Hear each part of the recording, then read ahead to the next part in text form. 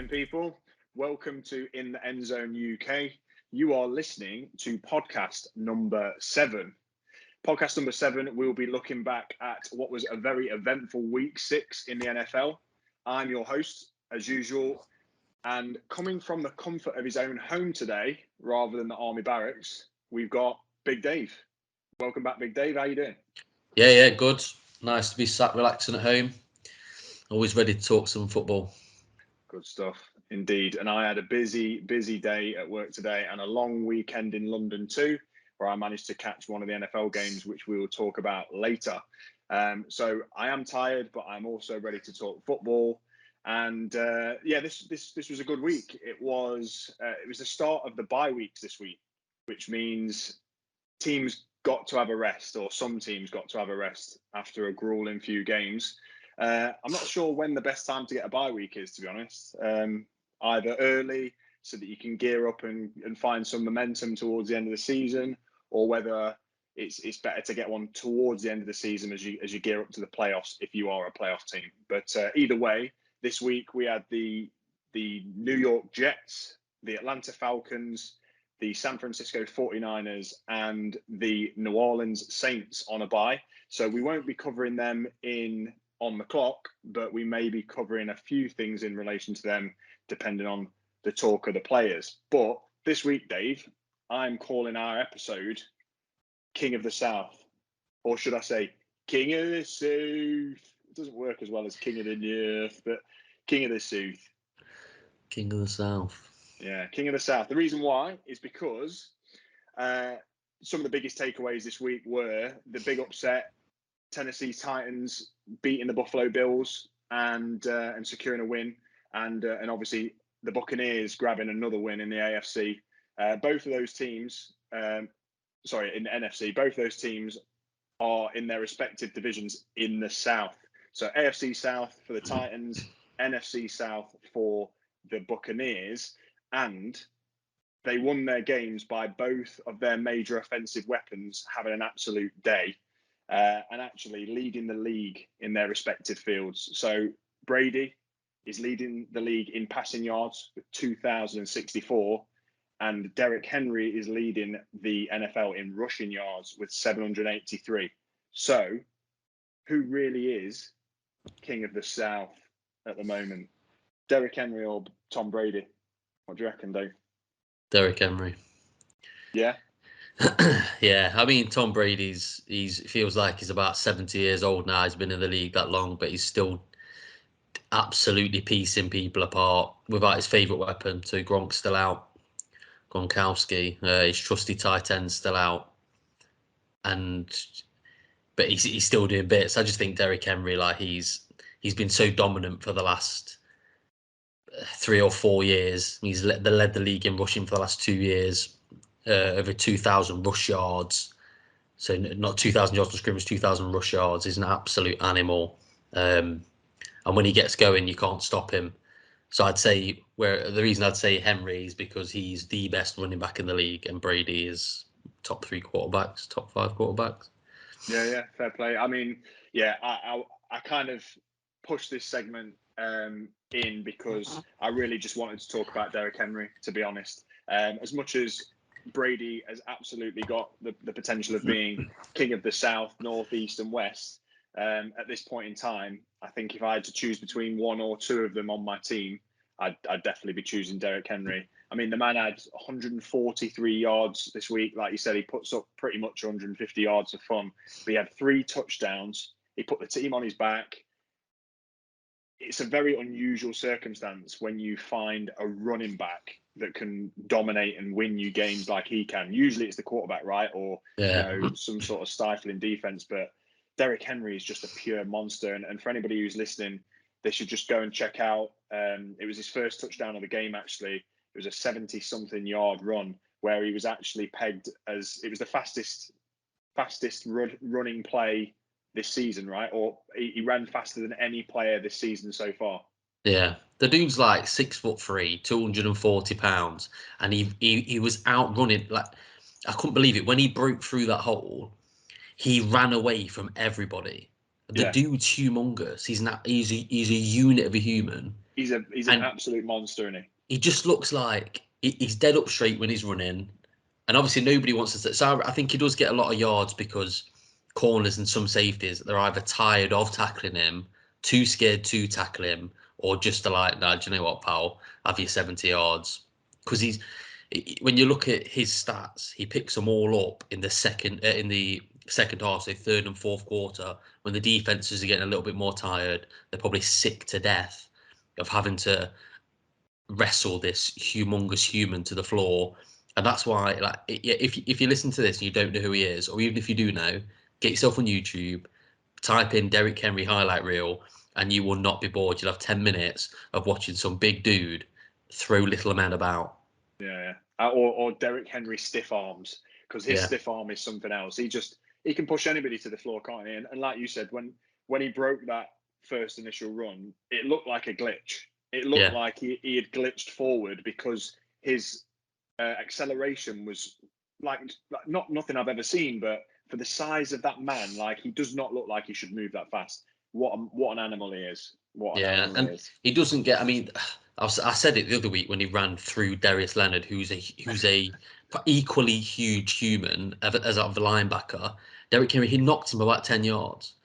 But the dude, he don't get like, people are quick to praise, to heap praise on all these players, especially quarterbacks. But even some like lesser running backs, like Ezekiel Elliott, you've got people who just hang off his nuts. You know, the bloke's done nothing for the last 4 years, and people are they'll ride the Zeke wave on all these other running backs. Nick Chubb, obviously, he's an animal. He carries him and Kareem Hunt carry the Browns, but that Titans team, it's obviously got two very good wide receivers, an average quarterback who looked like a bust until he got Derrick Henry as a running back to carry the load of the team. He's there signing autographs for fans after the game. The man, he don't get anywhere near enough credit. No, he's just a good bloke, isn't he? He's a good bloke, all-round top dude, and he gets the business done and says nothing about it. He literally lets his game speak for himself. He runs through people like an absolute freight train, and then goes, "Yeah, nice one, cheers for that." Yeah, if I was Ford or one of these car companies that has like pickup trucks on there, I would like make a video of like this truck going head to head with Derrick Henry, because they're about the same power. Yeah, I definitely wouldn't argue with that. I think if one of them hit Derrick Henry, it'd come off in a bad way. Yeah. So I mean, Tom Brady had a great game for the Bucs as well. So, you know, throwing that into the conversation, which is why King of the South was poignant, was that the Bucs looked like they carved up the Eagles. As much as we'll talk about the game in a bit, it didn't seem like it was ever really close, albeit the scoreline looks like it's a bit closer than it was. But Tom Brady looks like, he looks like he's still 22 years old, slinging the ball. I think I'd definitely rather have Derrick Henry on my team right now. How many games do you reckon the Titans would have won, considering the way that they've won some of these games this year without Derrick Henry? They wouldn't have won any. No. Not a chance. He's when you put before the game's even played, the stat sheet's got 150 yards. It's Derrick Henry's name, because he's a guaranteed 150 yards or there and thereabouts. You know, where and considering some of them games were played without the two wide receivers, so without Julio Jones and the other dude, AJ Brown. Yeah, AJ Brown. And he's still getting 150. So the teams don't have to worry about being thrown on, because the rest of the receivers are average, and Tannehill is very average. So they're loading the box to stop him running on him, and he's still getting 150 yards. Yeah, it's insanity. I think he's a beast. He's a beast. He's the best player in the NFL right now, in my opinion, as in the most single-handed impact player in the NFL. I think on offense, on offense, it's him and Aaron Donald, isn't it? Maybe you can put Myles Garrett in there as well, but he has off days. Yeah. But them two, like Aaron Donald and Derrick Henry, they're the best players on offense and defense, 100%. Right. Will not be argued with. So Derrick Henry, you are King of the South. The King of the South. Yeah. So I mean, it's good to see players like that actually performing to the level that they're expected and beyond. If Derrick Henry continues on pace, he will obliterate pretty much every rushing record there is out there at the moment. Oh, So without a doubt. yeah, good on Big Deza. His stiff arms, like, do you know, ever see, like, you watch like the Fast and the Furious films, and they've always got these extra scenes, don't they, where the police rock up with this truck that's got this like battering ram on it. That's Derrick Henry's arm, and that door is cornerbacks who dare to step in his path. Josh Norman, take note, boy. Indeed. We'll go into now. As much as I'd love to sign, Derrick Henry. We'll go into our next segment, which is the returning and ever faithful slap or sign. So, Dave, this week was again a troublesome week for the Giants, and again a troublesome week for the Seahawks. So that may or may not have influenced your slappage or signage. And yes, they are real words. But who are you gonna slap firstly from the AFC? Oh, AFC.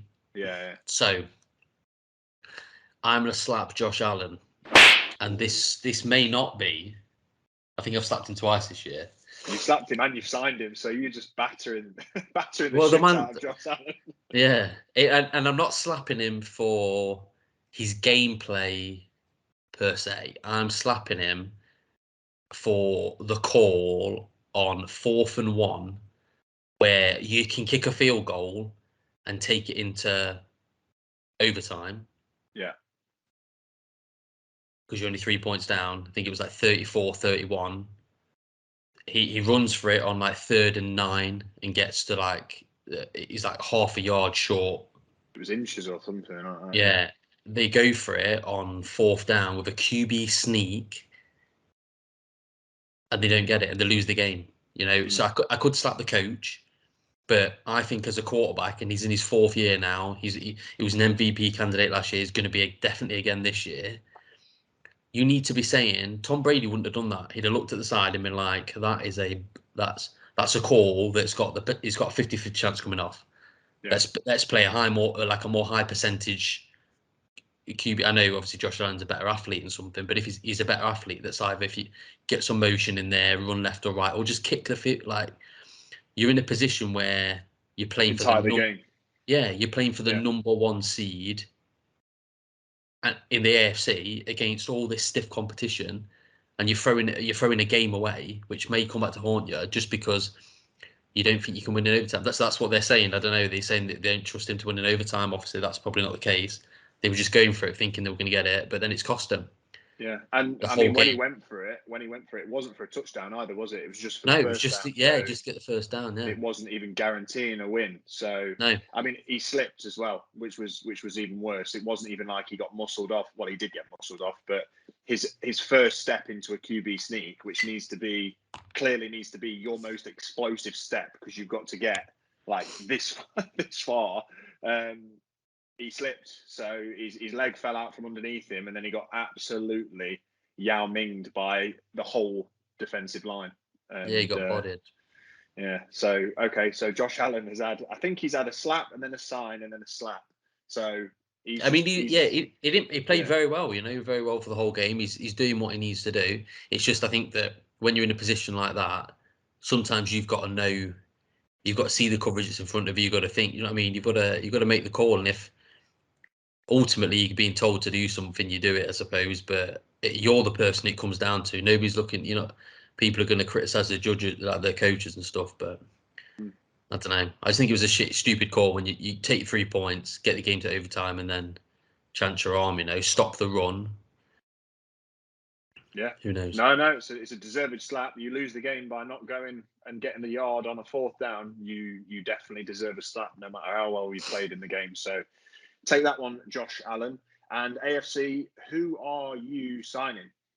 I'm going to sign, we spoke about this earlier, this person, let's speak about this, Eric Bieniemy. So the Kansas City Chiefs offensive coordinator. Because what I am sick to death of is the Giants' passive playbook. And he's designing the plays for Patrick Mahomes. Mahomes is obviously a better quarterback than Daniel Jones. I'm not trying to compare them two at all, but Daniel Jones is capable when he's got the pieces on the field of big plays, And I don't think we've got John Ross, who's according to the 40 time at the combine, the fastest player in the league. Mm-hmm. He probably isn't. Tyreek Hill probably is, but he's clearly got the afterburners that can get him downfield. But we don't use any big plays like that, and it's just so frustrating. The plays are like the 15. All the plays seem to be 15 yards, which is great if you're trying to get first down. But they're such low percentage throws when you throw into people. Like I was going to bring up the list, but I don't want to bore people and talk about the Giants non-stop. I'll wait till the segment for that. But I'll bring up the list of all our injured players. We have no starters available, and yet they're still trying to play. We've got a 6'6" receiver. They're trying to play on slant routes. Yeah. Like, it's not going to happen. Do you know what I mean? But anyway, so I'll say that for when. Yeah, Eric Bieniemy. He's very creative offensive coordinator, isn't he? Yeah, but I want him as a head coach. I don't want him as a coordinator. Okay, all right, fair. Instead of who? Go on. Fucking Joe Judge. I do like him. I do like Jason Garrett. Can fucking eat a dick, and I absolutely hate him. I hate him because he's a cowboy, and I hate him because he's a smug little. I despise him. And he's shit. Yeah, he is. Yeah, he's shit and he's ginger. Terrible. But yeah, no. So yeah, him as the new head coach of the football Giants. Good sign. NFC. Who are you signing? Oh, I'm signing. I hate to do this. Geno Smith. No. I'm signing Aaron Rodgers. And I'm signing him because even though he's an absolute belter, he's obviously a very good quarterback. And he moves the ball around well. He threw for 2 touchdowns, rushed for a touchdown. Mm-hmm. I'm signing him because I really don't like the Bears, and I loved him saying that he owned the Bears, and he's owned them. I mean, he's lost he's like 23-5 against the Bears or something, which is outrageous. But he's he plays with a bit of passion and attitude, and I quite like it. He's the biggest flake ever in the NFC Championship games, but I'll take him regular season. He doesn't lose. Yeah, no, totally. I think it's obviously at this point in time would be a great shout for the Giants if you had healthy players. It's probably a move that could be made as well down the line because he's expressed that he's not necessarily been the happiest in Green Bay, and the Giants have probably got the right kind of capital to get hold of him. So that's an impressive calculated sign there. And I don't like Rodgers. I like him as a player, as in I respect his game. I think he's a bit of a toss, but when he did shout that he owns the Bears, I actually sort of quietly like that because it was a bit of cocky confidence that you think, yeah, okay, fair play, mate, you're a bit of a baller. Have you seen the picture of why he was doing it?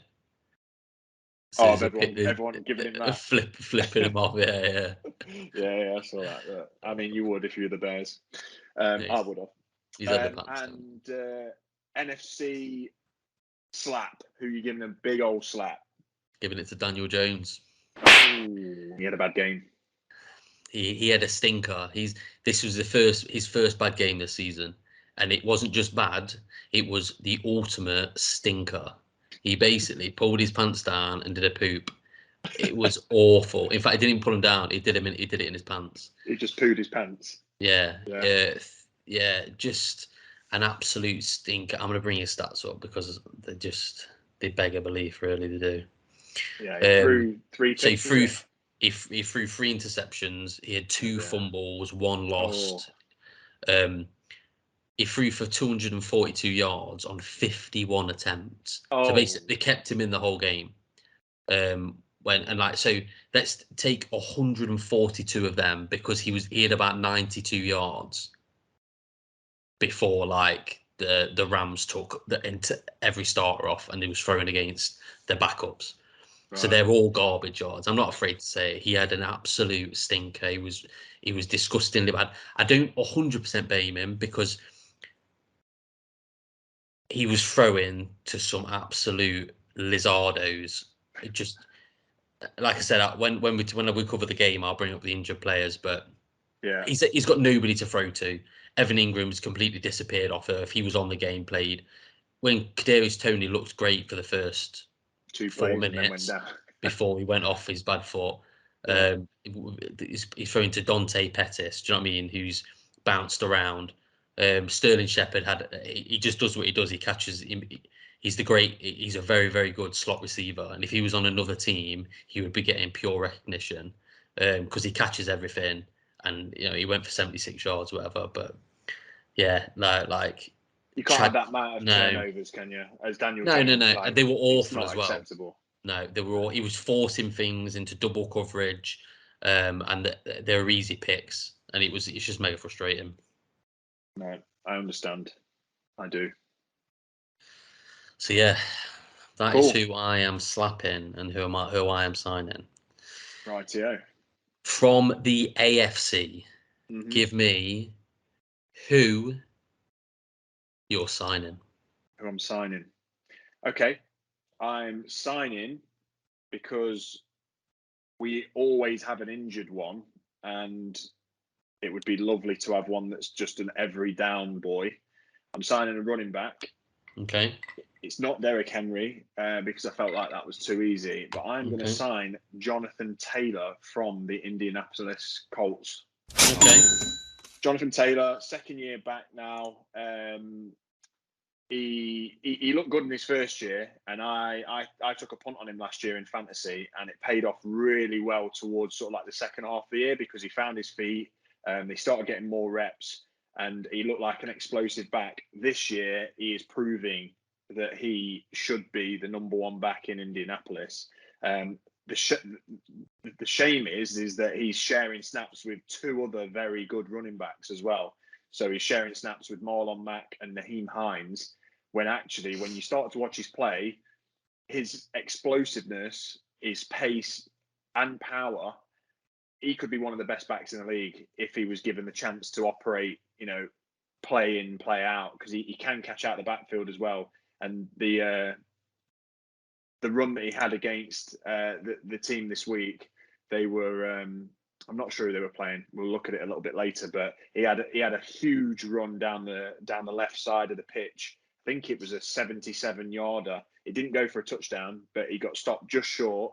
And I was like, oh, he deserved that. And then the very next play, he punched it in again after just absolutely taking the top off on a 74-yarder or 77-yarder.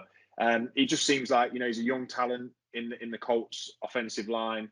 And yeah, he's just a hell of a running back, and the Seahawks could really thrive with somebody like that. Somebody who can stay healthy, who's got a bit of pace and power. He's basically like a rich man's Chris Carson in my eyes, and we've got the poor man's version, which is a very, very decrepit and injured Chris Carson. So, Jonathan Taylor, come to the Hawks. Yeah, and I was going to say, so, I mean, you've already said it, you've already bigged yourself up, but yeah, you picked him, to be fair, last year. You said you liked him going into the draft. You picked him up in fantasy, and he was very good. And you were high on him before he was drafted, and obviously they were good. They've got a good offensive line at the Colts, so it makes it all the easier for him. But you're right, he does share snaps. And to be fair, if you're putting up 145 yards, then should you really be sharing them? And you shouldn't be sharing at all. No, and just to think that the Seahawks could have had him because he was drafted, what's that, 9th in the second round? Yeah, we definitely could have. And our first round picks didn't, or generally don't materialise to too much. It's painful to actually go through the potential amounts of running backs that we could have, depending on where we drafted. Technically, we could have had Derrick Henry because he was taken in the second round, which every other team could have had. And I bet every GM is sat there pounding their bollocks, thinking, "I wish he was on my team." Again, another running back that I was massively high on coming out of college. Both of those. So I reckon I should start scouting running backs. Do you reckon? Anyway, moving on. So that was my AFC sign. Who's your slap? AFC slap. Okay, this is a weird one. I was struggling a little bit, but I'm going to slap in AFC. I'm going to slap Keenan Allen for the LA I'd Chargers. slap him. Yeah, I just don't know the look of him. He's annoying to look at to start with, but I mean the Chargers had an absolute stinker this week. And for people listening, just to share my grief, the Chargers were one reason why I didn't benefit very, very, very heavily from one of the bets that I put on this week. It was rather annoying for me that the Chargers helped me lose a lot of money. But never mind, irrespective of that, I just think Keenan Allen generally is considered one of the best receivers in the league. If you hear other players talk about him, some players put him up there as the best release guy, the best slot release guy, one of the best hands in the NFL. He's not the fastest, but he just gets open. And this year he's done absolute wind. And considering you've got like Justin Herbert throwing at you, who's got an absolute cannon of an arm, he's just not producing. And I'm wondering whether age is catching up to him now, because he's not the youngest dude on the pitch by any means.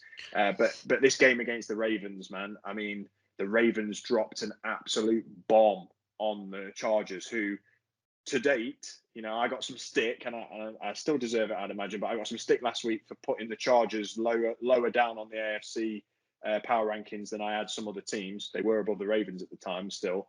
But I was just not quite high on the Chargers in general, or as high as some of the other teams.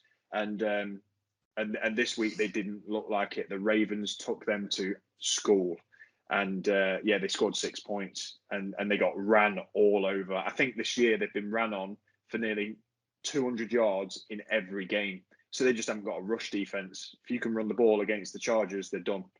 And so, yeah, I think Keenan Allen could have really helped Herbert out a number of times, and he just needs to produce. And that's why I'm really going to slap him, because he's supposed to be one of the best receivers in the game. You've got to start looking like it. Yeah, no, the Chargers got absolutely dealt with. The Ravens bullied him. Yep. In the NFC, who are you going to slap? Okay, so NFC, a big right-hand palm is coming towards the face of Mr. Jared Goff of the Detroit Lions. He deserves a slap. Oh, he does. He deserves a big slap. The Lions are now the only team in the NFL who are winless, thanks to the Jags winning this week. And that is and has to be partly to do with Jared Goff. It's definitely partly to do with the fact that they've got like the gardener and the janitor at like left and right tackle, and a bunch of scrub receivers. But you know, if you've got a good quarterback can win you games. You know, Tom Brady could win games with genuinely the janitor and the gardener on the pitch, and Aaron Rodgers can do the same. And obviously, we're not comparing them to Jared Goff, but Jared Goff is absolutely nowhere near where he needs to be. He's looked competitive in previous games, but this week he had a particularly stinking game. He threw for 200 yards, which, you know, 200 yards, especially when you're chasing a game, you could cough that. Didn't throw a touchdown. And even his head coach, the Lions head coach, gave him some stick at the end of the game, basically saying, you need to do better. You need to put us in better positions to play. And I just wonder whether Jared Goff has actually got that in him. You know, he's kept them competitive, but there they are, the lowly Giants at 0 wins. Whoa. Lions, not the Giants. Oh, sorry. We've got one win. You've got one win. Sorry. You've got one. So you put us in the same category as the Lions. No, you are far above the Lions with your one win. But the Lions. The Lions are at a 0 win team, and he does need a slap. So I'm slapping Jared Goff and telling him that if he wants to remain a quarterback in the league and a franchise-leading quarterback, he's got to show some form of improvement and just muster some stones, put the team on your back and make throws. He just looks a bit weak. Yeah, and this is so strange. So that you were saying Brady was like a 7th round pick or whatever it was. Rodgers got picked at the end of the 1st round, didn't he? Yeah. Jared Goff's the he was the number 1 pick. Yeah. And he's been within the last 4 years to the Super Bowl. Yeah. You know, so like And choked. Yeah, I mean that was a god awful game, but he's just not that guy. You know, he ain't that guy to be. He's a backup, I think. Mm-hmm. I don't think he'll be out of the league because he's better than some of the backups. But you've got to think he's been paid a lot of money. Nobody's going to pay that to a backup unless you're the Bears. He's only ever won games under Sean McVay as well. When he's played with any other coach, he's lost. So he obviously had another coach at the beginning of his Rams career. Yeah, that's right. And he's got a new coach with the Lions, but he's only ever won under Sean McVay, which, I mean, Sean McVay is probably the best or one of the best coaches at the moment, which just goes to show how much of a difference that can make. So Jared Goff catches a slap. Sweet. Who are you signing? It's going to pain me to sign this guy, but I feel like he deserves it. And he's got a link with Jared Goff because Jared Goff used to throw him a fair few passes every week when he was at the Rams. But this week, I am going to sign Cooper Kupp from the LA Rams because we've spoken about it before and we've both said he doesn't look like he should be special, but he is showing that he is becoming one of the most special receivers in the NFL this year.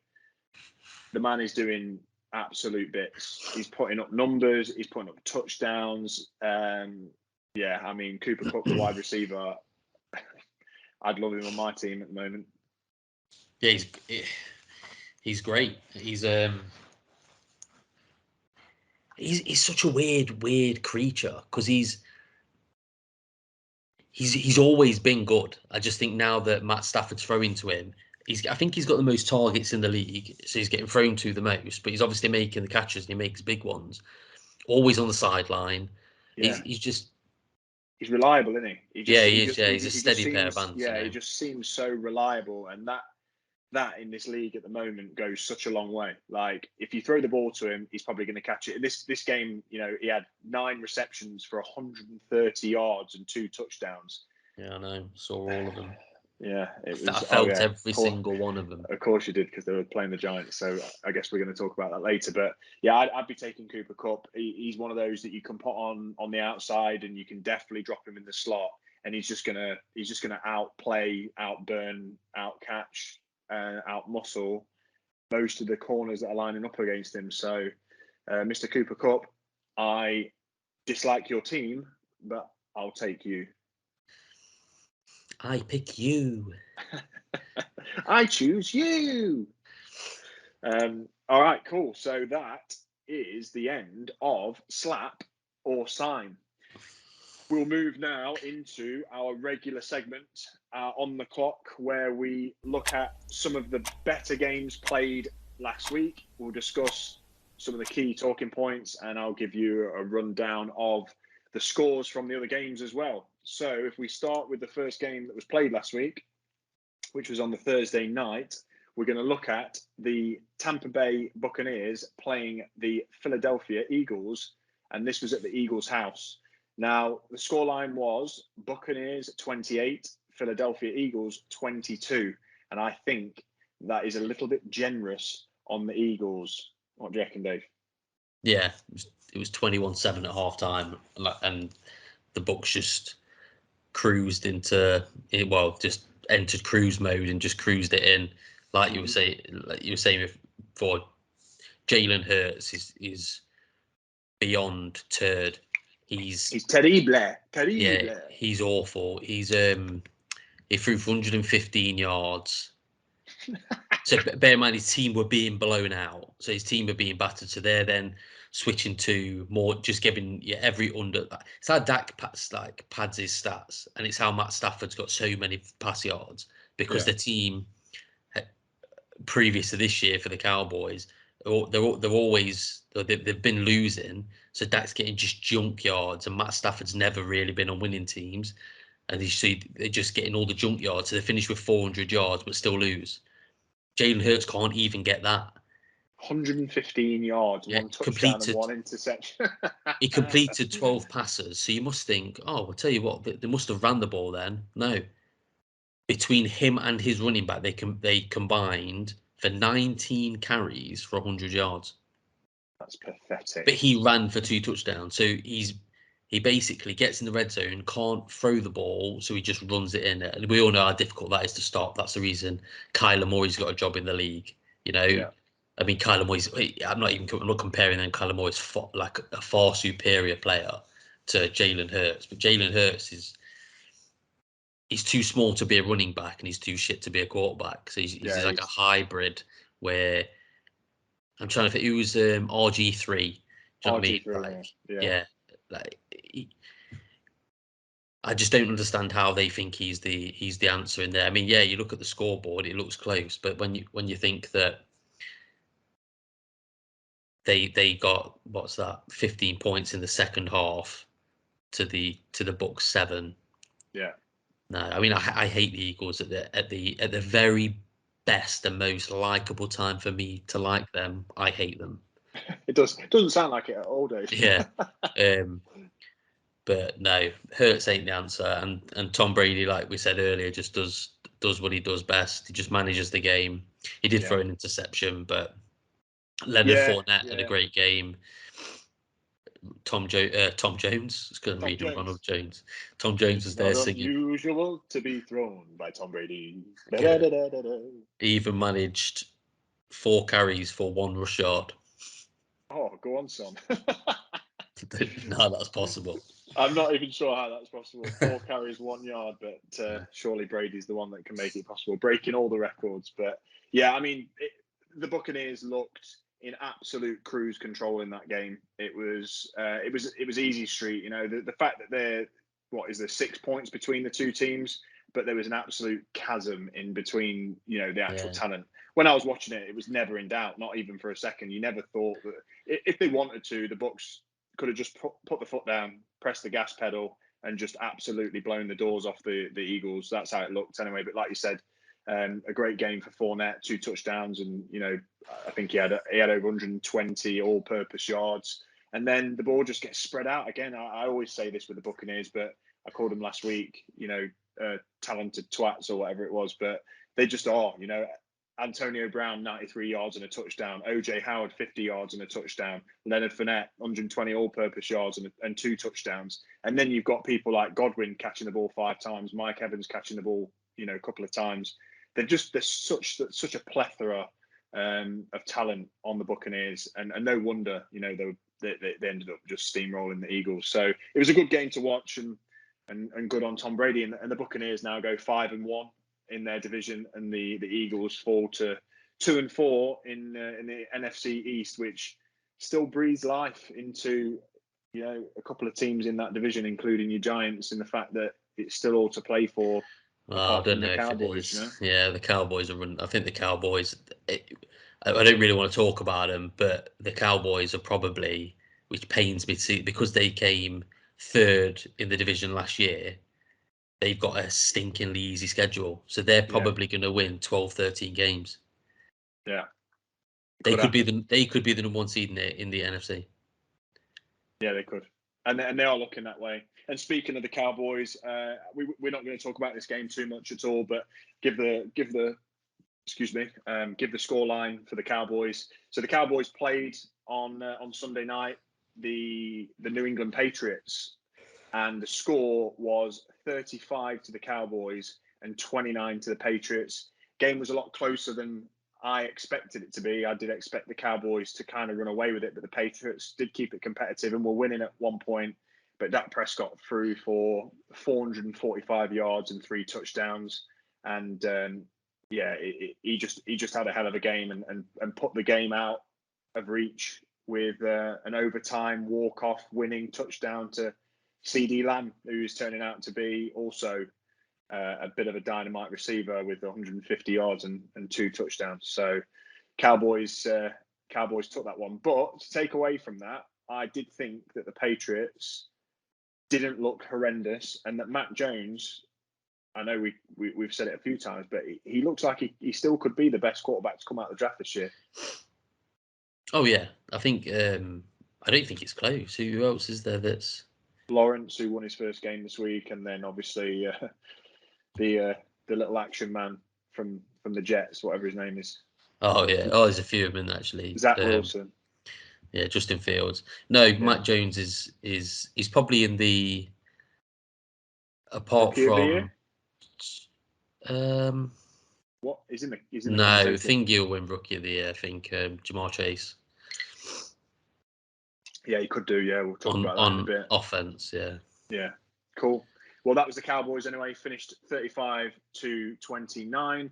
Another game that we are not going to talk about is the Raiders. And the Raiders, as much as they went for a bit of a weird one, a bit of a roller coaster weekend when John Gruden was fired / stepped down from the Raiders, their head coach. The Raiders played the Broncos and they beat the Broncos 34-24. Wasn't too much to really light the world on fire in that game. It was a bit of a get right game for the Raiders, who I still stand by the fact that by the time they finish the season, they'll remain distinctly average. They'll finish like 8-7, or sorry, 8-9, or 9-8. And Broncos are on a 3-game yeah, losing streak now from that's going it. They started 3-0. 3-0. Everyone was high on the Broncos, saying Teddy Bridgewater was basically the next, the next Peyton Manning. And actually, in this game, he threw 3 picks. He was sacked about 1 billion times. Absolutely rattled. I mean, he put some numbers up. He still threw for 300 yards and 3 touchdowns, but it didn't look great for Teddy Bridgewater, and that's where it is. So as you said, the Broncos fall to 3-3 in their division now. They've got a lot of work to do, and the Raiders go to 4-2, which I think is definitely more favourable standing than they are as a team. Yeah. On to the next, which we will talk about, which was again quite an odd or surprising game, but the outcome was what I expected it to be, which is the Arizona Cardinals played the Cleveland Browns, and the Cardinals won this game 37-14. How did that one go down? The Cardinals destroyed the Browns. So the Browns scored points only in the second quarter. They didn't score a point in the first, third, or fourth. So they got handled pretty much. Oh, jeez. I mean, clearly now Kareem Hunt got hurt in the game. Baker Mayfield was already hurt. They were without Nick Chubb, so the running game was non-existent, and that's what we said before. That's what the Browns, if the Browns are to win games and be competitive in these games, they need to have that run game. They didn't have it at all. Yeah. Throwing the ball, I mean, he did spread the ball pretty well. I mean, Donovan Peoples-Jones, I mean, averaged 25 yards a catch. Actually, one of them was a Hail Mary for about 66 yards through the air, which was a ridiculous play. Should have never happened, but the Baker absolutely dropped the bloody egg there. I mean, he one of them just swiped at it. It was embarrassing. He had 3 defenders on him. It was like the opposite of the Hail Murray, whatever they call it, to DeAndre Hopkins, where he's high pointing it. This basically hit him in the chest and he's caught it. Nobody even went for the ball. Yeah. And then Very Kyler crazy Murray. one. Yeah, Kyler was pretty good on the day. Four touchdowns, no interceptions, 230 yards. I mean, I'm sure you don't like you probably like the Cardinals as much as I like the Cowboys, but they're 6-0 and they look like legitimate. Remember last year, what was Steelers? Steelers were like 9-0, weren't they? Yeah, they went unbeaten for about 8 or 9 straight. But everyone was saying it's like a fraudulent record. The Cardinals ain't. They beat some good teams. Yeah, so, no, absolutely. And do you know what? As much as yes, I do not like seeing that little rat run around and throw for 4 touchdowns and 230 yards and scramble for God knows how many more. But I do have to sort of give credit where it's due. When we like to watch football at the end of the day, don't we, Dave? So and he is playing good football. Like at the moment, I would probably say he's the MVP of the league. Personally, I think he's there. I think if it stopped today, it's either Derrick Henry, him, or Brady. Maybe Brady. Yeah, maybe Brady. But I think what Kyler Murray's done he's had so many more plays this year where I've literally like sat back and gone, what the fuck? How has he done that? And it's happened more times now than it can be luck, if you know what I mean. Like I did used to say, and I still believe it somehow, that eventually it will come good. I used to just say he just turns around and like he flings the ball like as he's falling backwards, but it goes exactly where it needs to go. It's Yeah. very, very weird. I've never seen a player quite like it in the fact that he looks like he's ad-libbing his way through almost every play, but yet there he is. And I tell you what, I tell you who looked amazing. You've got him in your fantasy, which is a great shout. But DeAndre Hopkins, man, like did that ball that he caught just before the touchdown line, and he like did a weird juke / sidestep / spin, made about 3 people miss over like 4 yards, and like that is hard to do. And he's not even a running back; he's a receiver. And yeah, he had 2 touchdowns on the day, and he's immense, absolutely immense. So he must absolutely love, or Murray must absolutely love Hopkins, because he can basically throw him anything and he'll come down with it. Yeah, they've just rebuilt the team well. The Cardinals are another stinking franchise. A couple of years ago, along with like, if you look at the teams that this is why I'm so frustrated about the Giants, because we've sucked for the last 10 years. But the Cardinals, like historically, not really a great franchise. The Bills, historically awful franchise. The Browns, awful franchise. Yet if you build a team the right way, look at they've all turned the corner. They've all got seemingly got the right bloke at quarterback, and then they just built around them, and it's just so frustrating. I'm kind of glad to see that there's teams other than the Patriots winning it all the time. Do you know what I mean? The same teams. It's nice that the roundabouts coming where new teams are up there. Yeah, definitely. So the Cardinals go to 6-0 now in their division, or in my division, or the Seals division, Not anymore. Which is the Cardinals division. It's the Cardinals division this year by the looks of things. They've gone 6-0, and the Browns fall to 3-3, which is that's danger territory for the Browns, I think, especially with the fact that they've got some injuries. I mean, it's obviously a long season, but to be sat at 3-3, it's not really where you want to be. No, it's not. Okay, moving on. The Minnesota Vikings took on the Carolina Panthers, and this was played at the Panthers' house at their home ground. And the Vikings just squeaked an overtime win against the Panthers, 34-28. And this should have been a game that was kind of dead and buried. Neither team really played fantastic football, in my opinion. It was a little bit of a snore fest for about, well, at least the first half. There's a few points, field goals kicked and touchdowns, but nothing of worth. And then it came to life in overtime. Kirk Cousins had a bit of a day, 373 yards and 3 touchdowns, but it didn't feel like it. It just did feel like a nothing kind of game. Sam Darnold got found out by the Vikings defense and stopped 207 yards and a touchdown, and Dalvin Cook had a little bit of a return party as well. Came back on the mix after being off for an injury and put up 140 yards and a touch.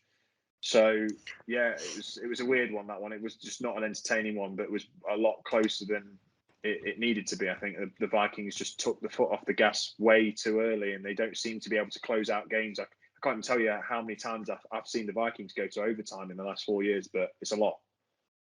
Yeah, I mean, that's the quietest 373 yards you'll ever see a player have. Yeah. If you'd have asked me, I'd have said he's thrown for 120 yards. It just didn't seem. But hey, clearly won't watch it that closely. Captain Kirk. He could be the MVP. I bloody hope not. Okay, on to a game that we touched upon earlier, so we don't need to really talk about it in any great depth. This was the LA Chargers taking on the Baltimore Ravens. The Chargers only scored 6 points in this game. 6 points. So the Chargers that were in a shootout last week and have scored almost points at will over the last 5 weeks, they were held to 6 points, and the Ravens scored 34. So the Ravens beat the Chargers 34-6. Chargers fall to 4-2. Ravens rise to 5-1 in their division. And yeah, this was just one of those games where the Vikings defense looked like the Vikings defense from about 5 years ago. Absolutely shut down Justin Herbert. He had no time to throw a ball. He was constantly being pressured. I think he was pressured on 75% of his throws, which is never going to help a quarterback, especially a young one. And yeah, and then Lamar Jackson didn't have to do too much to win, but he did enough and looked good. Yeah, so the Ravens are looking like a legitimate threat in the AFC. I like to think that the NFC's got all the big baller teams in it, but when you look, the AFC's got some dangerous teams. I mean, the Ravens just handled the Chargers. The Chargers handled the Chiefs. Mm-hmm. You know, the Chargers have got the firepower to compete with the Chiefs, but the Ravens have beat both of them. You know, it's a strange old thing, and Lamar Jackson's starting to, hopefully he's turned the corner, so that's them playoffs will be competitive, I think, this year. Yeah, no, I'm feeling that as well. I think from the Ravens' perspective, in the last 2 weeks or 3 weeks, you've seen every aspect of how they can win games. So this week they won it on defense. The week before they won it with Lamar's arm. The week before that, Lamar was running all over the place and rushing for first downs. And it basically looks like they don't have any kind of Achilles heel. Do you know what I mean? They've got almost every aspect. If they can put all of those sectors into one game, I don't think any team actually stands a chance, does it? No. So that was the game anyway. 34 to the Ravens, 6 to Chargers.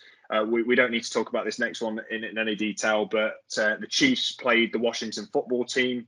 This one finished 31 points to the Chiefs and 13 to the Washington football team. It started off pretty poorly for the Chiefs with Patrick Mahomes actually not playing well in the first opening quarter, second quarter. He threw some interceptions too, I think, and just looked like he was a little bit frazzled. And then it looked like the Chiefs sort of recalibrated and came out, and Mahomes still ended up throwing for 397 yards and 2 touchdowns. And Darrell Williams, one of the best running backs in the league, went for 62 yards and 2 touchdowns. And I actually picked him up in fantasy last week in my other fantasy league, Dave, not in ours. And it was a good call. And I thought I was mental, but I've said it before, I'll say it again. Best running back in the league. Anyway. Moving on, we will talk about the game that I went to, actually, Dave. Let's talk about that. So okay. I was this week. I was in London at Tottenham Hotspur football stadium, and I went to watch the Miami Dolphins take on the Jacksonville Jaguars. Unfortunately, Dave couldn't make the trip with me, so I was there on my Jack Jones as part of In the End Zone UK, but it was a fantastic atmosphere. It was a great game as well, considering the fact that they are 2 pretty stinking teams. But actually, it turned out to be a much better game of actual football than anticipated. But the stadium was fantastic. It was absolutely rocking. Rudimental played at halftime and did a halftime show. Loads of beer flying everywhere.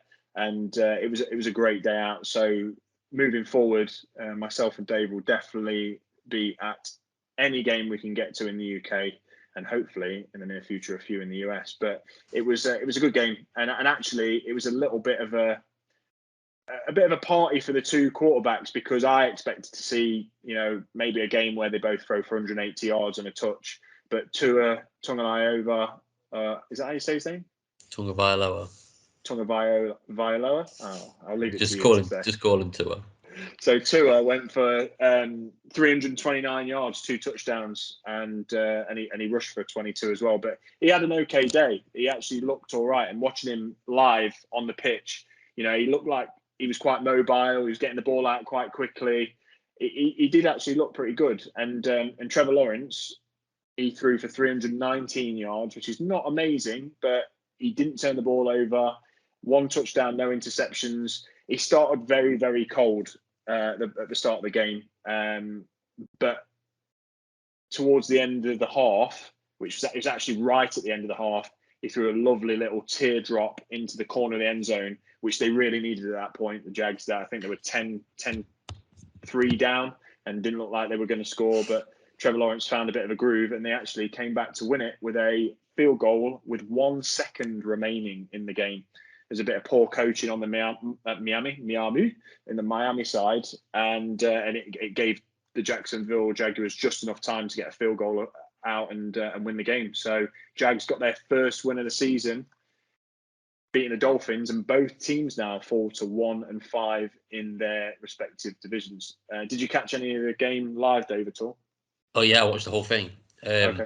I was just bringing up there about the kicker for the Jags. There's actually quite a nice little story of him, wasn't there? I mean, not a story with him, but he's a rookie kicker in for their kicker who's injured, and his two field goals that he made were both like 50-odd yards or whatever they were.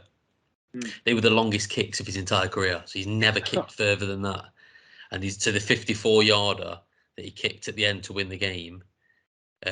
Was the furthest he's ever kicked. So it's quite Amazing. nice, and he obviously he looks like a little kid. Do you know what I mean? So it's he was obviously like buzzing with doing it. Yeah, and kicking, the Jags. so. Yeah, the Jags. I wanted him to win because of him. Like when he made that first kick and he was buzzing with the first one, I was like, I want him to win just because of him. Yeah, the Jags are the home team when they come over to the UK. Anyway, they're always the home team, and they've got quite a good following. There's a lot of Trevor Lawrence jerseys knocking about the stadium, and they seemed to be absolutely bursting at the seams at one point in the stadium when Jacksonville were really turning it on. So it was a good game to be a part of. I'd have liked to have seen 2 better teams clang and bang, but it turned out to be better than I expected. So definitely look at getting down there next year, and nice one to the NFL for making sure that the UK get some games, because clearly we've got people who love it. Yeah. I mean, we've been and seen 4 shitters play now, haven't we? Well, you've seen, yeah. And then we saw the shitty Seahawks at the Falcons. Yeah. What was the stadium? What was the stadium like? The Tottenham Hotspur. It compared was to the Falcon Stadium, which is amazing. If you've ever been if you're ever in Atlanta, go to that stadium because it's next level good. Yeah, so I mean, the Tottenham Hotspur Stadium is fantastic. It's amazing. It cost £1 billion to put together, so it's not going to be rusty, is it? But it's got the longest bar in the whole of Europe, which is nice. And you put your beers down on the bar, and they fill from the bottom up. It's like a weird mechanism that the beer sits on like a pump, and it pushes the beer up through like a small hole in the cup. Anyway, it fills from the bottom up. Just looks a bit weird because everyone's walking around filling the beers up a little bit like Hogwarts, where it's just magical.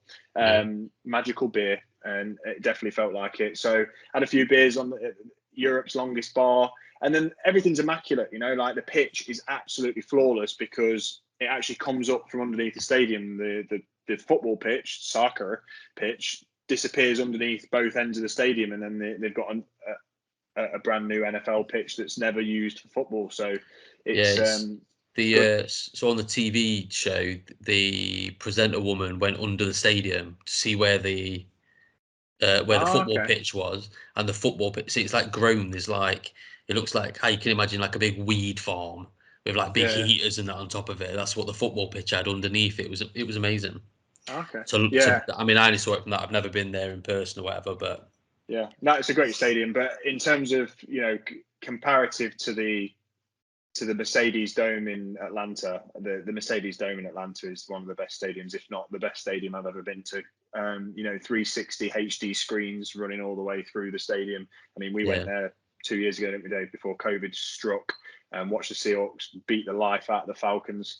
And that's an amazing stadium. Bars and shops all the way around 360. The pitch is dug out. It must be 50 maybe 50 foot down from the actual Yeah. floor of the stadium. So you walk in and you can see down straight onto the pitch. Yeah, I mean, they're both amazing stadiums, but if I could pick one, I'd have the Falcon Stadium for sure. It's nothing on the Seahawks though. Lumen Field beats them all. You get beat at Lumen Field every. Okay, moving on, and we've got just a couple more games to talk through. So another game played this week was the Texans. So the Houston Texans played the Indianapolis Colts. We spoke about this earlier, where Jonathan Taylor went off for 145 yards and 2 touchdowns. But this one finished Texans 3, to the Colts 31. So it was not close. The Colts had a get-right game after losing a tight one last week, and they just beat the back end out the Texans 31-3. Texans dropped to 1-5 in their division. They are going nowhere fast. They'll definitely be one of the top 3 picks in the NFL draft this year. And the Colts rise to 2-4. They got a lot of work to do, the Colts, but they also have a lot of pieces that they can work on. Carson Wentz didn't look like pure garbage either. He just looked like maybe half a dog turd. Regular garbage. Yeah. So that was that one. Another game played that was not of much worth other than Mr. Big Aaron Rodgers telling the Bears that he owns them and always has, was the Green Bay Packers took on the Chicago Bears in Chicago. The Packers won 24-14. There was not really any major big scores to talk about in that game. Rodgers threw for 2 touchdowns and ran for 1. And Aaron Jones had 70 yards. Devontae Adams had 80 yards. Didn't do me any fantasy help. But, Packers win again at the Bears. They go to 5-1, looking very comfortable in their division. And the Bears fall to 3-3. Then we are left with Bengals versus the Lions. Again, we spoke about this earlier with Jared Goff, but the Bengals actually look good, Dave. Bengals actually look good, and I'm not saying they look good for the Bengals. They look good for a football team. They go to 4-2 in their division, and they won 34-11. Yeah, they've got the quarterback. They've definitely got him sorted. I was a bit questionable. I'm not huge on college football. I mean, I watch a tiny amount of it. I watch a lot of the stuff before the draft. But I didn't think Burrow coming out of LSU was going to be. I mean, they won the national title, but I didn't think he'd be anything super special. The man's a baller. Mm-hmm. He's a very good quarterback, and I think the Bengals they drafted smartly. And they teamed him up with his receiver from LSU, and they've got that connection. You know that sometimes it takes years to build. They've got it, and they look very good. I mean, they beat up on a turd Lions team, but you could 4-2. I would kill most people for the Giants to be 4-2. Yeah, it's a good score. It's a good standing in their division because it keeps them competitive. And like you say, I think my issue with Joe Burrow, it was a don't judge a book by its cover sort of thing. Because I looked at him and I was thinking, how's he going to be an NFL quarterback? You know, he doesn't look like he's physically gifted in any shape or form. But he is an absolute baller. And I think if you think about the fact that this is technically only still his first year, right? Because he was injured halfway through last year.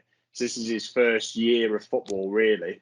The guy is doing things that look really impressive. So yeah, he's good. Yeah, good on Burrow and good on Jamar Chase, and even Joe Mixon starting to look like he's a real threat. So yeah, good on Joe Mixon. And sorry, Lions, you are 0-6, and there's nothing to say about you. And then we go on to the Bills that played the Titans. That was the last game played this week.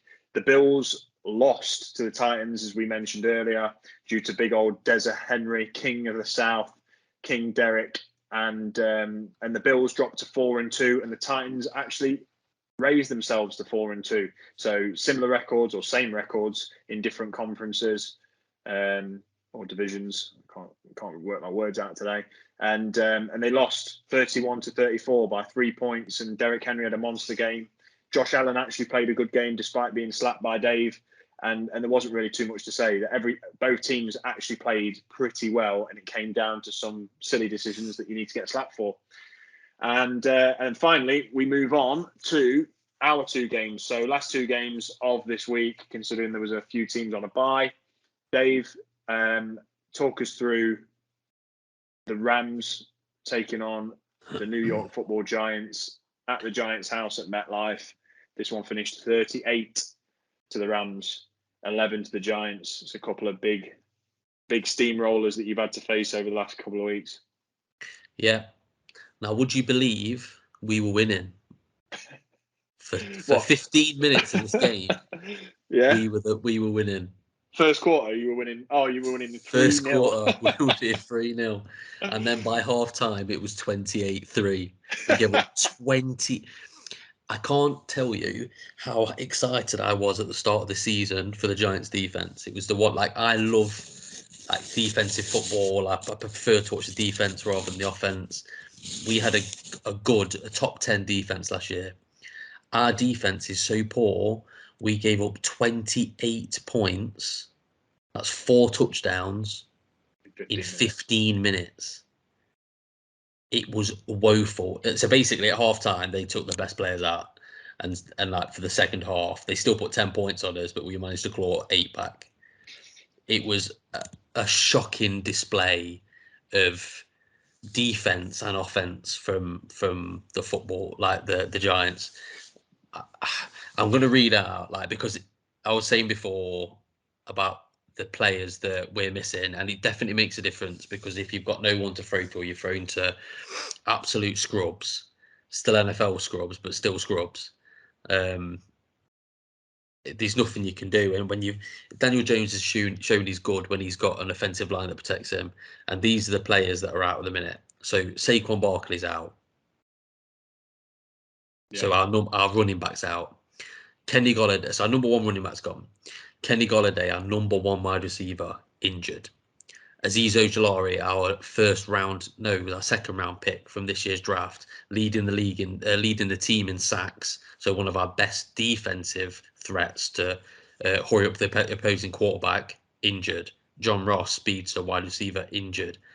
Our third best tight end, injured. Kadarius Toney, our first round pick from this year's draft, injured. Offensive lineman, injured. Defensive lineman, injured. Darius Slayton, our second best wide receiver, injured. Sam Beal, our third best quarterback, injured. Sterling Shepard, our third or fourth best wide receiver, injured. Our left tackle is also injured. He's on the IR now. Like, we've got that's basically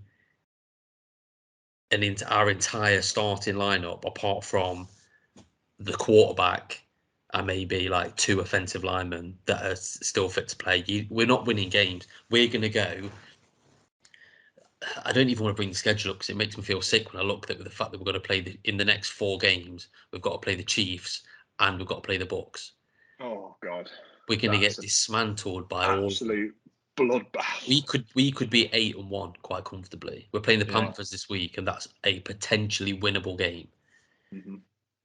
I mean, the thing is, like you say, you have to look at your season very, very differently when you're in that kind of position, though, right? When you've got that volume of injuries, as much as it's frustrating because it's shit to lose, they're not the Giants, are they?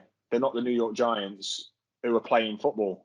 You've got the reserves. You've not got the team that was built. You've got the team that were built to support the team that was built. So I'm obviously trying to make you feel a bit better, but I'm basically just saying that you can't polish a turd. No, and at the minute, they're not a turd.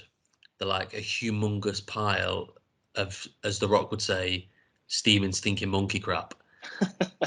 They're getting poorly coached on the offense by Jason Garrett, who's an absolute retard.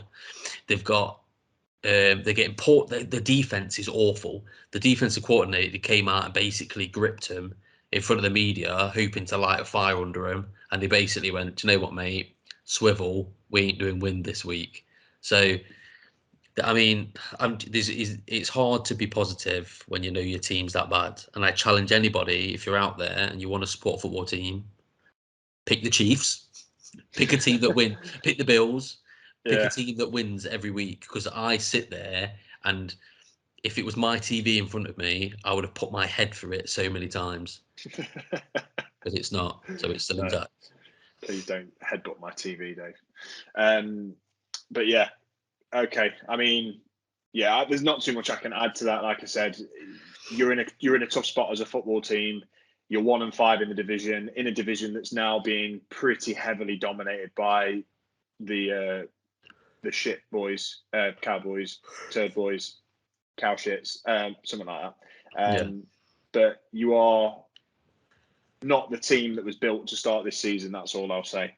And if you got everybody back healthy, maybe you can change that around. But your schedule is not favourable over the coming weeks, so we'll see what happens. But condolences to the Giants. And I mean, the one thing that did stand out to me in that game was towards the end, and obviously towards the end, the game's done, but Cooper Kupp managed to run in from like 25 yards out on a little dump. It was not a screen, but it was just a little out route that was probably intended to go out of bounds.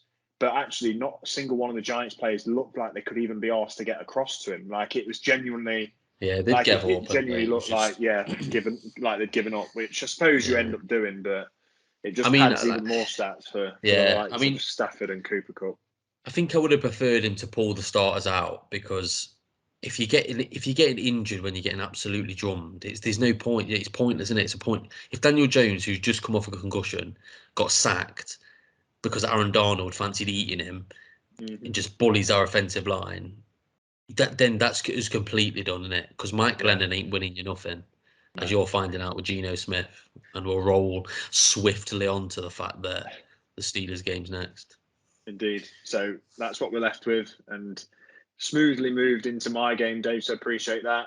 But the transitions.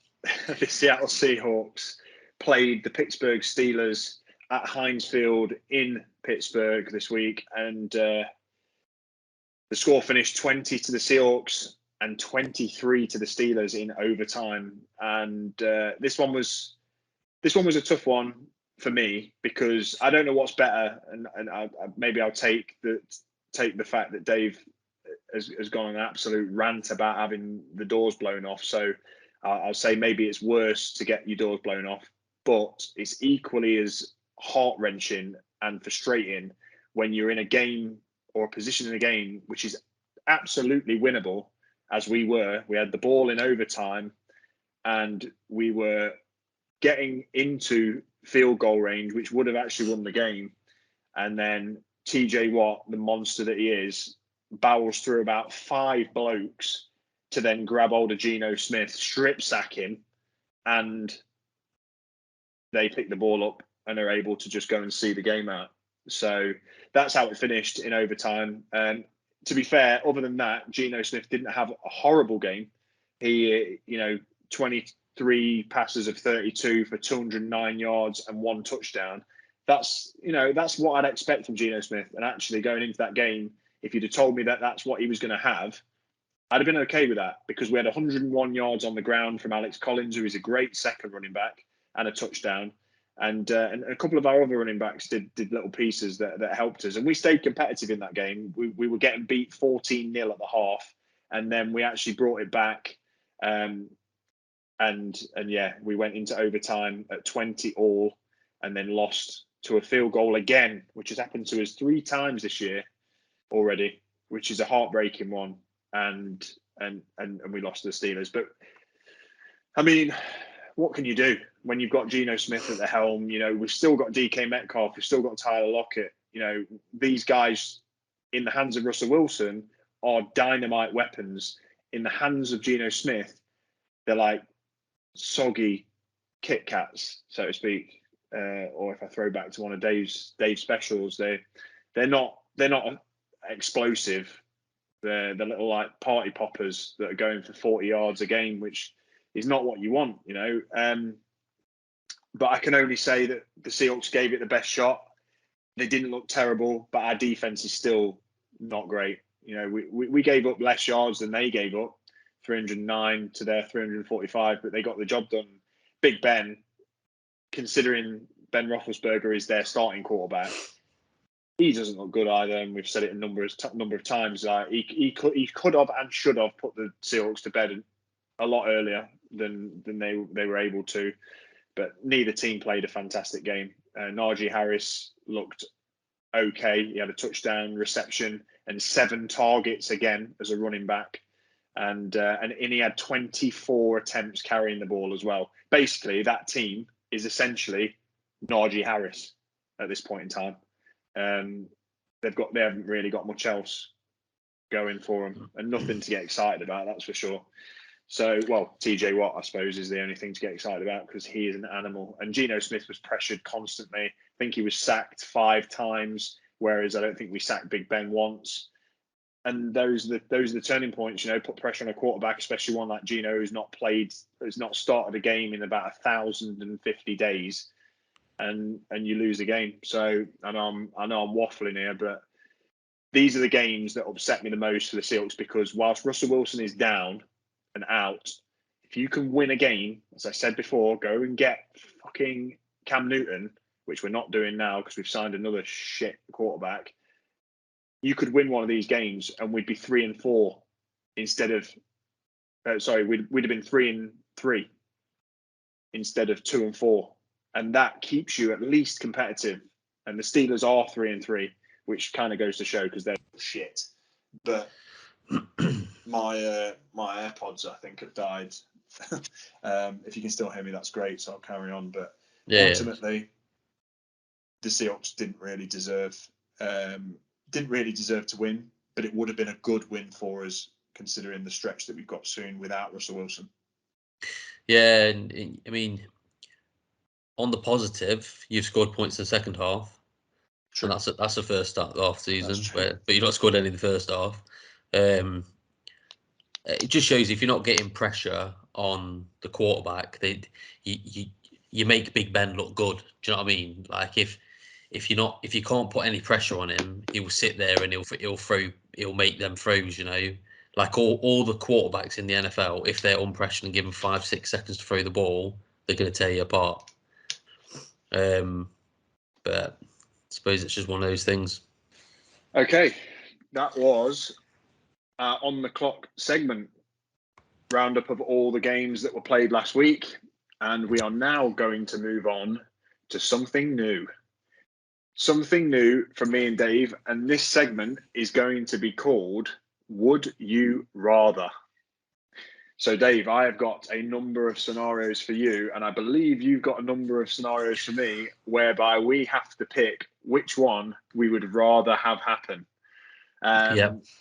So we'll get straight into it, and I'll give you the first of mine, which is, Dave.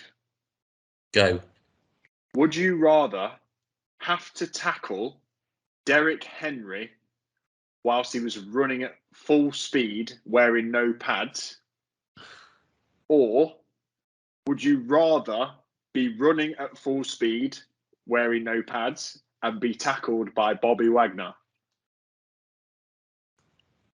Oh, wow.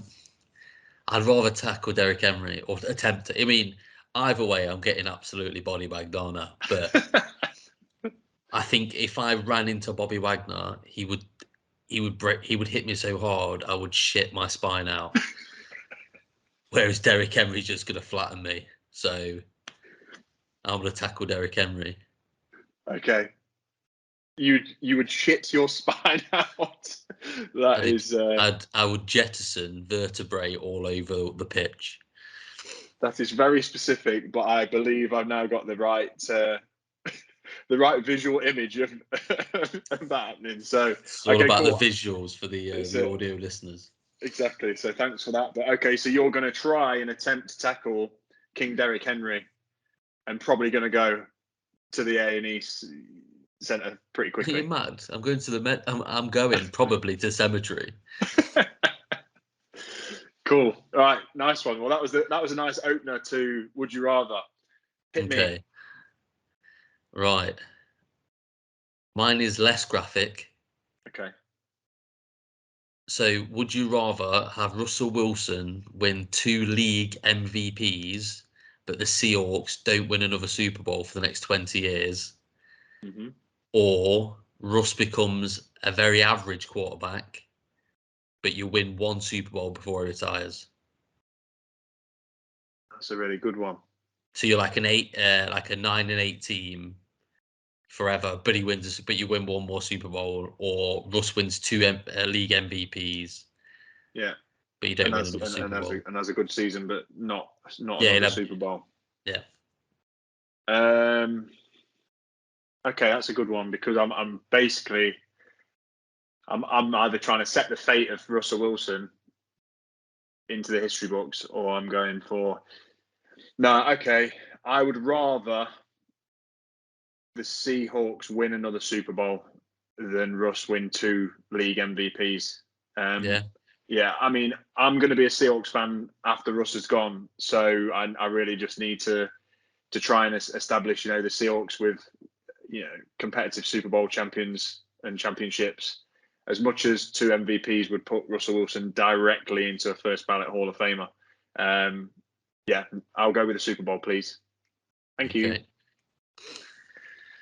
Okay, similar vein to that for you, which is, would you rather trade Saquon Barkley and 2 of your first-round picks for next year for Russell Wilson, or trade Daniel Jones and 1 first-round pick this year and 1 first-round pick next year for Aaron Rodgers? So I'll repeat that. Saquon Barkley traded to the Seahawks. Yeah. Go on. No, go. 2 first-round picks this year to the Seahawks, or Daniel Jones, 1 first-round pick this year, 1 first-round pick next year for Aaron Rodgers.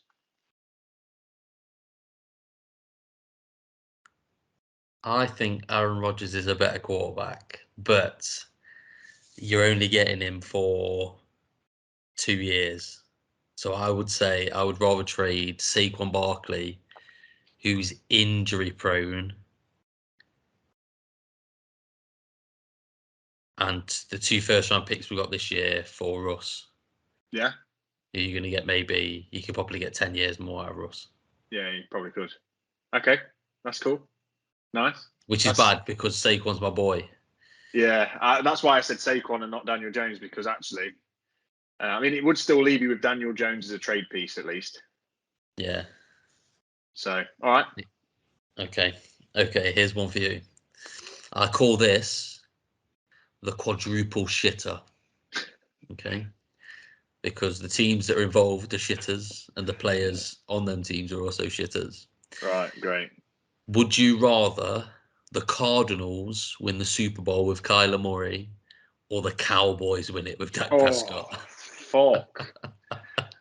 That is a quad shitter. That's blocking your toilet. Oh yeah, that's an absolute dumpster. So Super Bowl with Kyler Murray or Super Bowl with Dak? Yeah, who would you rather see win it? I would rather. Or who would you? No, yeah, who would you rather win it? Who'd you rather? I'd rather see the Cardinals win it. Why would you? Yeah, I'd rather see the Cardinals win it, just because at least then there's some justification as to, basically us being in the Super Bowl champion division, which is why we didn't win it, sort of thing, as opposed to the shit boys taking it there, because you never hear the end of it. No, that's why. The Super Bowl. No, you wouldn't. No. Cardinals, you wouldn't hear anything about it the next year, but the Cowboys would live on for fucking ever.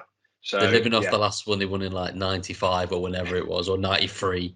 Yeah, exactly. So no, I'd go Cardinals, and actually feel like the Cardinals have built a team that maybe deserves it more at the moment. Okay. Yeah. All right. So for you, this is not the quadruple shitter, but it's the triple shitter. No. Would you rather be the GM of the Houston Texans, the New York Jets, or the Detroit Lions? Definitely not Detroit. No. Definitely not Detroit. So I'm weighing up. I'm thinking about things that are nothing to do with football, and either where I would like to live. Yeah. Okay. Because the perks of being the Jets GM is I could go to every Giants game. Yeah. And it'd be in New York. Yeah. But if I live in Texas, in Houston, they've got no state tax, so I'm going to get more money. And it's always You are, sunny. you are definitely thinking about this from a different angle than Um, I was thinking about it. I think based on teams, I would rather be the GM of the Jets because I feel like New York is a better place where players would want to come. I know the Jets are an absolute stinker of a team and a franchise, but I think you're more likely to get people come play for the Jets than play for the Texans. And the Yeah. Texans have got no trade capital because they've traded a top two or three wide receiver in the league for spare change, Yeah. and they're going to get rid of the quarterback, so they might get stuff for him. I mean, no, I think I'd rather take the Jets job. Okay. Nice.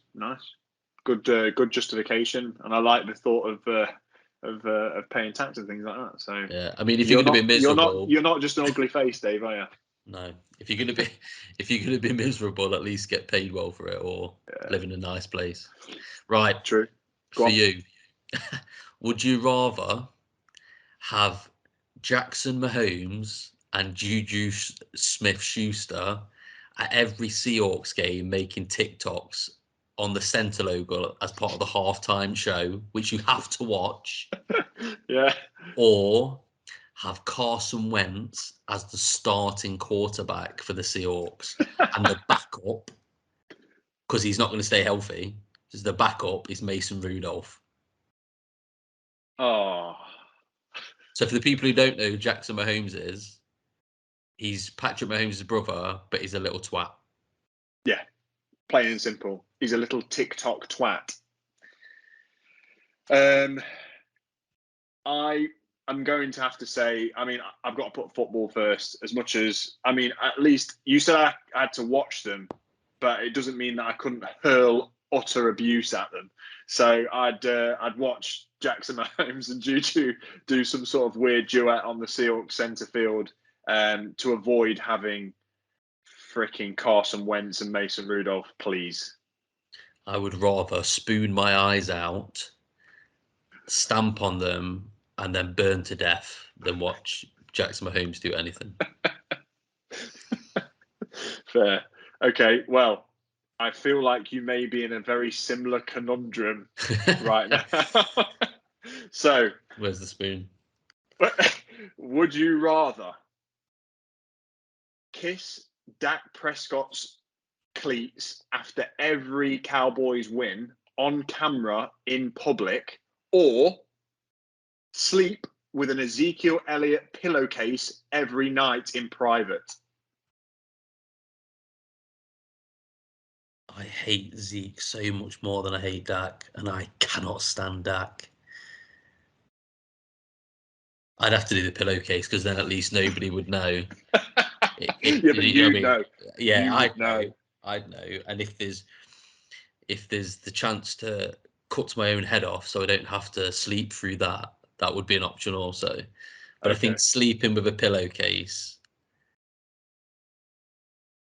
rather than kissing Dak's feet or cleats after a game. I mean, You're going to bed every night with an Ezekiel Elliott pillowcase, Dave. You're sleeping on Zeke's face. yeah, let me think about this actually, because they're going to win 10 games a year, so that's 10 times I'd have to do that. No, I'd be on camera. No, No. no, All right. can't do it. Can't do it. Pillowcase it is. Yeah, All right. Fair play. Good it's call. disgusting. Any more for me, or is that it? I've got one more for you. Yeah. So Okay. last one for you is: would you rather the Seahawks get Derrick Henry in a trade, but lose all their first round picks for the next 8 years, or have a pick inside the top 3 of the first round for the next 4 years? So all your first round picks will be in the first round, will be in the top 3 for the next 4 Okay. years, or you get Derrick Henry, but no first. I mean, you don't get first round picks anyway, so basically you get Derrick Henry. Yeah. That's actually a really good one. So basically, I mean, Derrick Henry's been in the league since 2016. That's 6. What's my maths? That's 5 years. realistically, he's probably got another good 3 left in him, maybe 4. But I'm going to lose out on 8 years worth of picks. So for another 4 years after he's gone, we'll be in the shithouse and Russ will be gone. Now, I'll go with, as much as I'd love to have Derrick Henry, I wouldn't want to risk the franchise for that long. So I'd take the 5 years worth of top 3 picks, because you never know what kind of running back might come out of the draft if you want, or even quarterback. So it just gives you more options. So yeah, I'll go with the first round picks over 5 years, please. You can 4 years. Don't take the piss.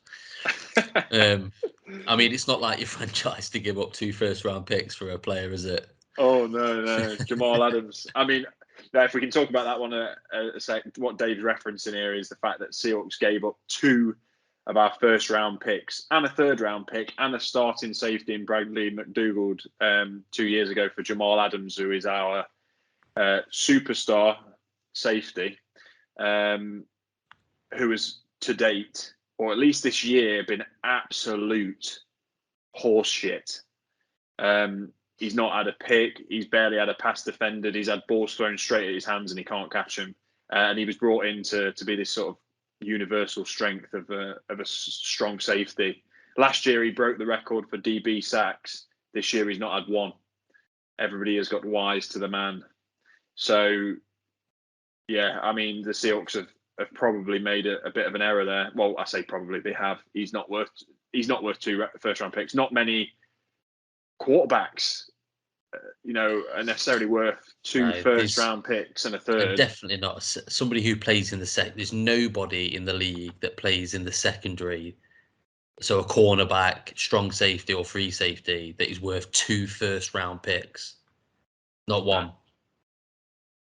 No. So you would have back when we signed him, if there was anybody that was on paper worth 2 first round picks, you'd probably be saying Jalen Ramsey,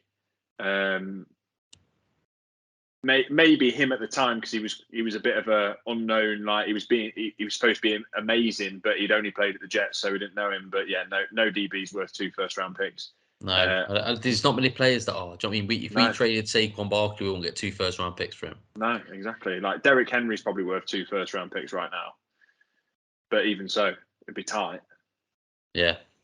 So yeah, we made a rookie error there. So you could have given me that. Would you rather not have traded for Jamal Adams and kept you 2 first round picks? My answer actually would have been yes. So maybe that's for another time. But yeah, so that was a quick game of Would You Rather. We thought we'd bring something new to the table today. What we are going to quickly look at now is the games that are being played on Sky Sports in the UK this week.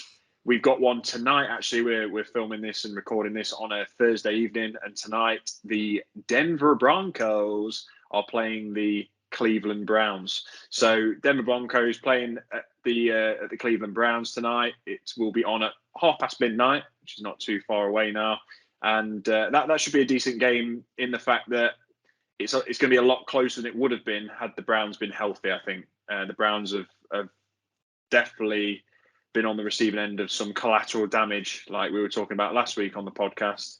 Plug in that one if you've not listened to it. Go and listen to it. But the Browns have got both their starting running backs injured. They've got injuries to both left and right tackle, and their starting quarterback, Baker Mayfield, has also got a torn labrum in his shoulder. So they are playing a team full of backups. I still think they'll be competitive with the Broncos, but I actually think the Broncos are going to win this one. Dave, what do you reckon? No, because I think the Browns defense is still pretty decent. I think their offensive line still should be good enough to generate the run. Case Keenum he's not uber turd, he's just turd. Yeah, he's one of the better backups in the league, isn't he? Yeah, I think if you have to pick one. Yeah, we say about the Niners all the time, the Vikings. You can plug anybody in at running back and they'll get 100 yards. Your man tonight will probably get 100 yards because they're going to run the ball. And I think the defense is good enough to generate some stops. Garrett's going to get some pressure in here on Teddy. So yeah, Teddy Bridgewater is about to go into the absolute slam house against Garrett. I hope he is anyway, because Garrett's an absolute phenom. So we'll see. I think the Browns. I think the Browns will do it. I think they're the better team. I think the Broncos are a bit of a phony team. They've got a bit of a phony padded record. They played 3 shitters and went off to a 3-0 start, and now they're on like we said before, they're on a 3-game losing streak, and I think they'll be 4 tonight. Okay. All right. Well, Dave's high on the Browns, and I think the Broncos are going to squeak it in. I don't think either team will score more than 21 points. Yeah. So I think it'll be low scorer. And then on Sunday, I was going to say, if the Browns do lose, we're going to edit out. So I didn't make a prediction. Yeah. Post-production. If you're hearing this, they won. Cincinnati Bengals are playing the Baltimore Ravens on Sunday. This is actually a really good game, which wouldn't have been maybe 3 years ago, but it really is now. They're both in the same division, so it's a divisional game. It's at the Ravens, and the Bengals are coming in hot. The Ravens are probably the favourites in the division at the moment. So, well, they are the favourites in the division at the moment. So I think this will be a good game. I think Bengals Ravens has got a lot to be excited about. So if you've got Sky Sports, this one's on at 5 p.m.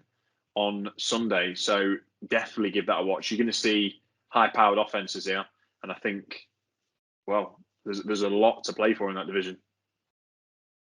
Yeah, no, you're right. I quite like the Bengals at the minute. I don't know why. I do as well. And they used to stink. Yeah. So, but like I say, it's good that some of the teams that were a bit stanky a couple of years ago have really turned the corner. Now they've found the quarterbacks and they're making good. The league's better when the teams are good. You know, like when all the games are good. Nobody wants to sit and watch a snore fest like I don't know the Lions playing the Texans. Yeah. No, for sure. So I think on this one, where's your money at, Dave? If you're a betting man, which I know you are. I might go with the upset and say the Bengals. You're going to go Bengals, yeah? I think so, yeah. Fair. I would say just off the back of what I said earlier is the fact that in the last 3 weeks the Ravens have looked good on every side of the ball, defense, offense, passing and rushing.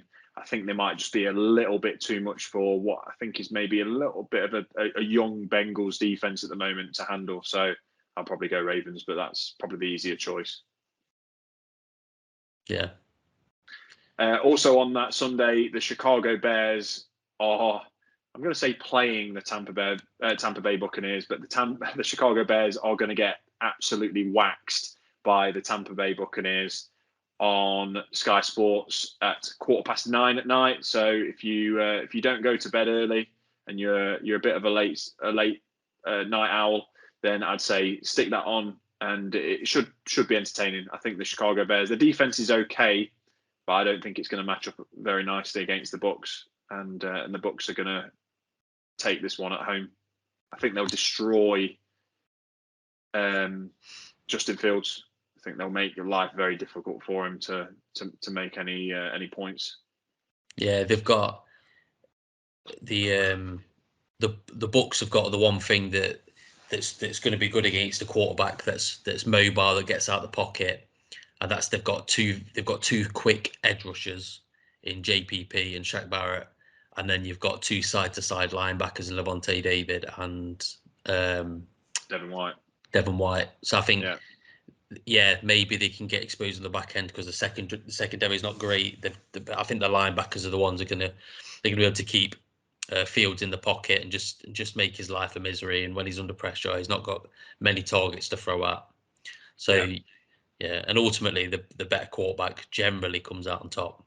Yeah, no, I agree. I think what we're going to see a lot of here is, like you say, edge rushers making it hard for him to roll out the pocket, just setting the edge. But I think you're probably going to see, if you've got him in fantasy, which I think you have, Dave, but I think you're going to see a lot of Devin White sort of entering that quarterback box and trying to apply some pressure, because we know what's going to happen with Fields, right? He's either going to look to run or try and roll out and scramble. And you've got Devin White, who I think he's a linebacker, but he can run a 4.3 40, which is insanely fast for the size of a human that he is. So he'll probably built like me. Yeah. What, a tub of jelly? Yeah. He's a very fast tub of jelly. So we'll see how that one goes. But the Buccaneers are definitely going to dominate the Bears. And then 2 more games. One, the late game on the Monday or the Sunday night is a little bit of a snore fest, but it should be okay. It's the Indianapolis Colts playing the San Francisco 49ers. This one is on at 1:10 in the morning, so I doubt anybody will be awake for that. I sometimes am, but often I'm saying the night at that time. But the Colts are playing the Niners. Niners have just come back off a bye week. They've still got a lot of injuries, and the Colts are coming off a big win, a get right win. So, yeah, I think my money on this one would still be the Niners, though. Dave, what do you reckon? I think it depends who's quarterback, and if Garoppolo's back, I'd say that the Niners. But like I said, the Colts looked all right last week. So I'm going to go Colts. You're going Colts? Okay. Yeah. All right, Niners. We didn't talk about the last one. You think the Buccaneers are going to win or the Bears? The Bucs, I imagine, will win. They're the favourites. We've got to be going into that. And then the final game, which is a primetime game, Seattle Seahawks against the New Orleans Saints, or the opposite way around, actually. It's the New Orleans Saints at the Seattle Seahawks at Lumen Field in Seattle. This is on at 1 a.m. on Monday night. So I'd imagine anybody who's got a job that starts at a reasonable time in the morning is not going to be awake for that one, but it would definitely be good to catch up on. The Seahawks, I'm going to say the Seahawks win this one. I think it's at our home field. The Saints have been up and down, as Dave mentioned last week in the What 3 Words, and hopefully we catch them on a down day where maybe we're just a little bit too tasty for the Saints. Maybe we can make famous Jameis throw a few of his famous Jameis picks. That'd be nice to see. Maybe Jamal Adams will get one and prove his 2 draft picks worthy. Yeah. I'd take more than one pick for that, but I think I'm going to go Saints. They're coming off a bye, aren't they? Let's give them an extra week to prepare. Yeah, true. Yeah, I just think they've got. If you had Russell Wilson, it'd be a different story, but I don't think Geno Smith's gonna. I think that an extra week of film on him, an extra week to prep, it will just give the Saints. But like I say, we beat the Saints, so yeah, they're a team that can definitely be beaten. You never know. And that is all of the games that are on Sky Sports in the UK this week. So we come to the end of our podcast number 7 in the End Zone UK.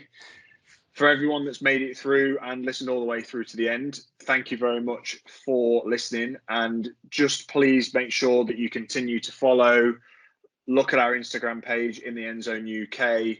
We've got a YouTube channel now in which we're starting to load smaller segments of this podcast up, and we promise that over the course of the coming couple of weeks, myself and Big Dave will be dropping some 101 back to basic videos talking about the NFL rules, teams, and the basically teaching points for those that don't really watch NFL from a UK perspective, from 2 British lads' perspective. And it should help heighten the awareness in the UK, because, getting to that game this week in London was fantastic. Shows that we've got at least 60,000 fans who are willing to go and pay for a game, but we want to make sure that continues on. Want to keep the hype of the NFL going in the UK as best as possible. So yeah, do follow, listen, subscribe, like, share, tell your nan, whichever you want to do, and we'll keep pumping these out.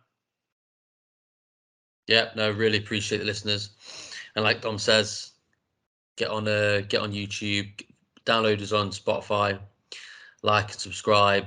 It really helps out what we're trying to do. Nice one. Well, that's the end of it in the End Zone UK. Take it easy. Peace.